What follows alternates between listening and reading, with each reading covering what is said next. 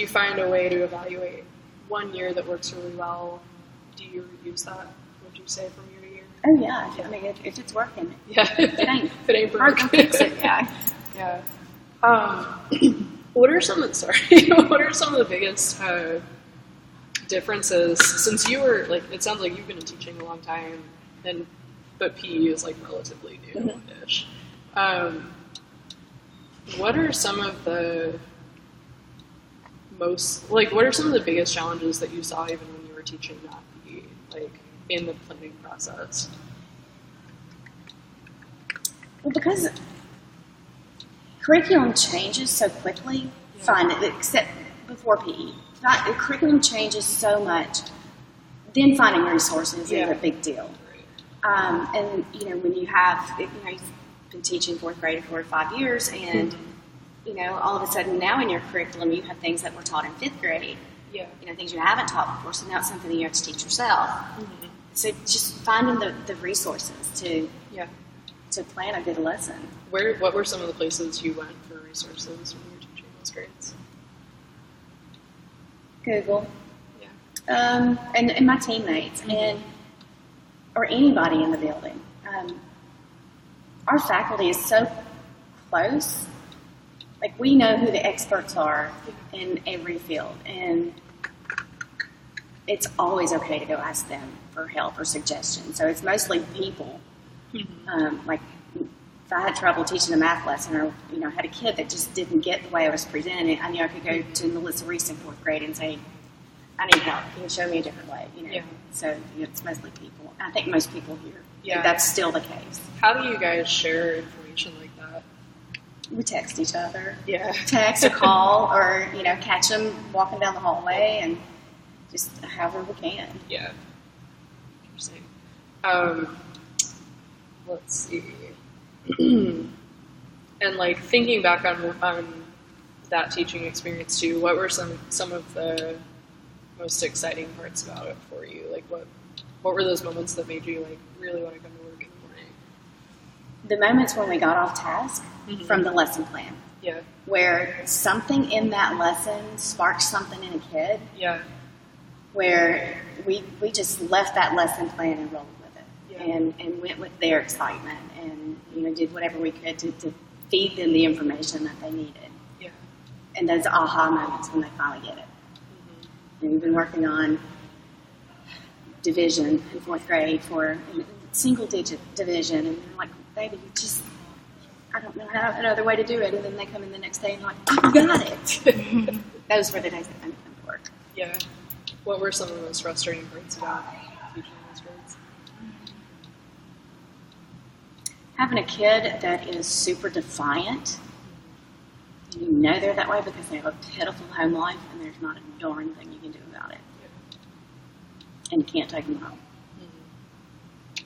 That's the worst. Yeah. But thankfully, those are few and far between. That's good. When you were evaluating new resources for your classroom back then, what were you looking for? How did you go about it? I was just looking for something new, something different. By third and fourth grade, they've been presenting the same material over and over and over again, and just looking for some way exciting and different. Finding something that would hook them. Yeah. And that's not always easy. Yeah. Especially with social studies. It's dead history. Yeah. How do you bring that to life? Is that what you were focused on? No, thankfully I had science. Math and science. Ooh, yeah. So we could play with the worms and compost, and that was okay. That sounds cool. Yeah. Do that. Let's see. Anything else?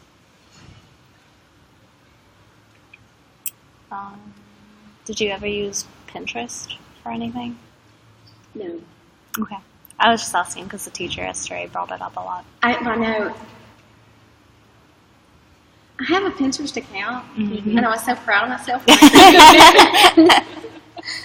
And then I found just spending way too much time. Yeah. I had to let it go. Yeah, that makes sense. Do you do any brainstorming outside of school?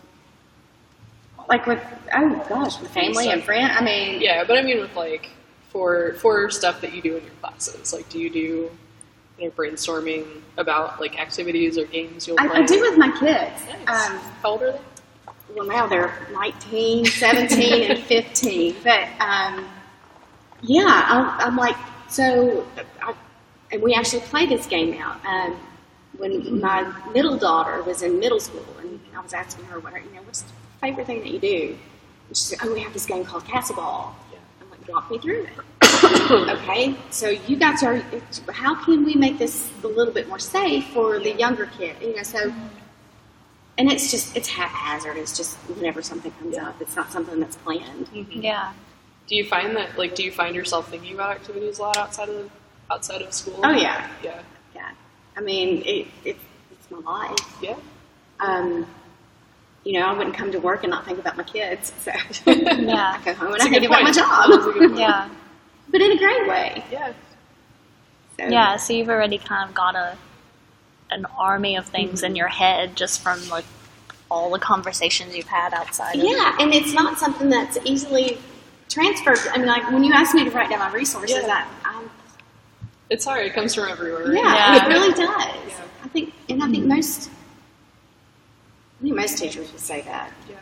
I'm sure, subject specific they have their go-to, but I think just to create a good dynamic lesson, you're pulling from everything. Yeah. So let's see.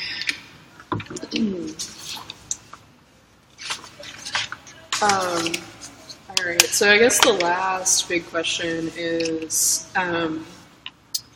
what is missing that would help you with lesson planning? Do you think? A curriculum. Yeah. Absolutely. When I was in the classroom, here are your tools. Here's your curriculum. Here are the things that you need to have a successful lesson. Yeah.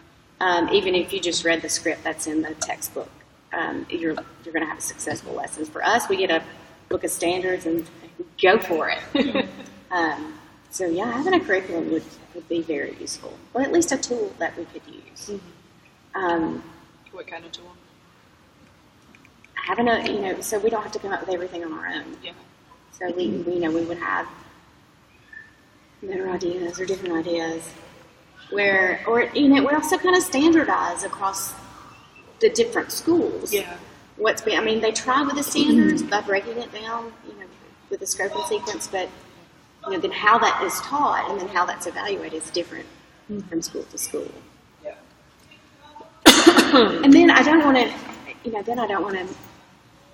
make it too hard on ourselves, because we do have the flexibility to, if it's the day after Halloween and the kids are nuts on sugar high and you're like, we're going to go play in the front yard. Yeah. We have the flexibility to do that. Right. Yeah.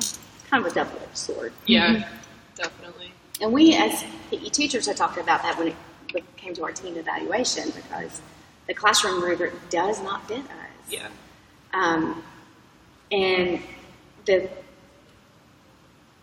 other thing we could do was a portfolio. Yeah. Our art teachers and our music teachers are going through the portfolio process, and they hate it. Yeah. What do you think you would do for PE for a portfolio? It would be choosing a skill, a great appropriate skill, and I think the state was looking at 2nd and 5th grade. We could only do 2nd grade because we don't have 5th grade in our elementary schools. Where you would take a specific skill, you would videotape students from their backs because you can't identify their faces. Yeah. You would have to use the same students all year long to show that there was a progression in a particular skill. Wow. And that doesn't sound that bad, but it's the formulas that you have to use to determine whether or not they have shown growth. Right. What do you do for the kid that's not showing growth? What happens if 5 of the 7 kids you chose moved and you only have 2 kids left? Yeah. It's I'll just try my best to fit into that rubric. Yeah, that makes sense. And some principals are real, I won't say lenient, but they understand that it doesn't fit PE. and some are no, you've got to hit every target. Yeah. And